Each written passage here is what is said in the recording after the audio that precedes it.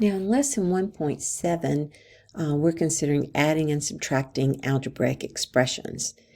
And to do this, we need to understand some terminology. So basically, that's what this is about here, the terms and the factors that are involved in these algebraic expressions. First of all, a polynomial is an algebraic expression with only non-negative integer exponents on one or more of the variables. It has no variable in a denominator. Okay, so that's the key restrictions. The exponents cannot be negative on any of the variables, and it has no variable in a denominator. The degree of a term is the sum of the exponents of the variables of that term, whereas the degree of the polynomial is the degree of the term of highest degree. Okay, so we're gonna look at an example with this in just a second. Some other definitions that we need to be aware of. Now, this is just the general form listed here in the yellow box. And these numbers, a sub n minus 1, all the way down to a sub 0, they're called coefficients. However, the a sub 0 term is called the constant term. The leading coefficient is the a sub n term, the one that leads this little polynomial here.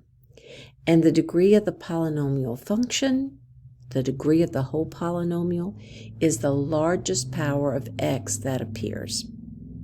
Okay, so let's look at some examples here. If the polynomial only has one term, then it's called a monomial.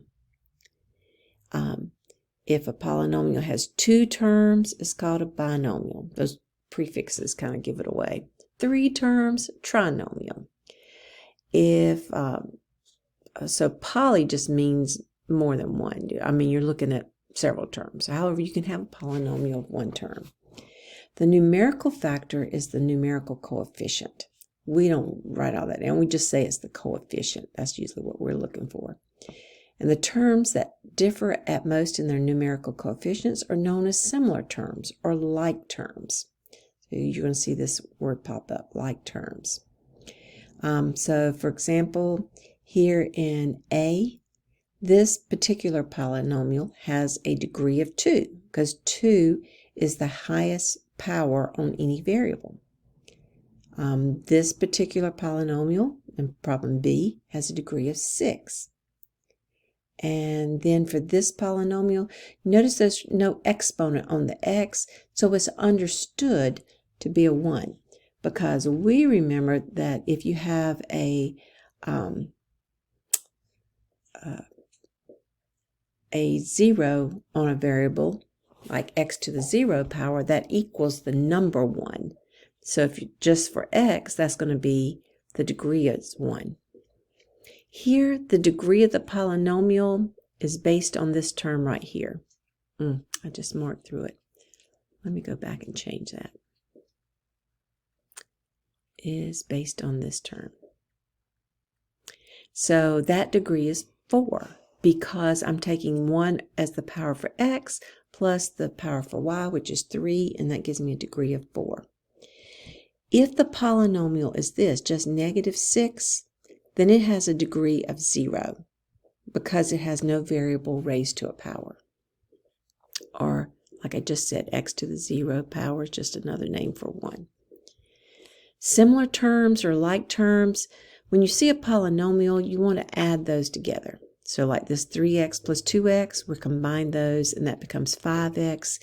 And we can't put 5x minus 5y because those two terms are not like terms. You got two different variables. This particular expression cannot be simplified because there's no like terms. In this expression, you've got a 6a and a 2a. So those are like terms, so we can put those together. And then you also have a 5c and a minus c. So we can put those two terms together. And that gives us our final answer of 8a plus 4c. So to group terms in a polynomial, we use symbols of grouping. Most of the time, that's going to be parentheses. However, we could also use braces or brackets. And if you have a fraction, then that fraction bar is considered as a grouping symbol, that you would do everything in the numerator, everything in the denominator.